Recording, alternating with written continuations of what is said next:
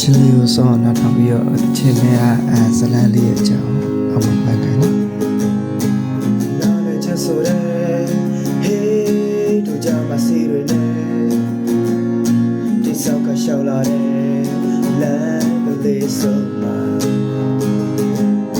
လူဖြတ်ပေါက်ခဲ့ကြလေအိုးကြိုပြီးငါသိချင်တယ်ဒီမြေလောကရဲမေရောမလို့တွေ့မှာပဲငါမကောင်းတဲ့အကြောင်းတွေကိုလည်းမတူ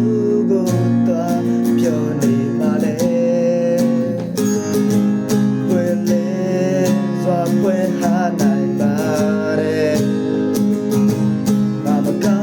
င်းတဲ့စရိုက်တွေကိုမင်းအလုံးကိုမြင်ခဲ့တကူကောင်းဆက်လက်ခွဲနိုင်ပါတယ်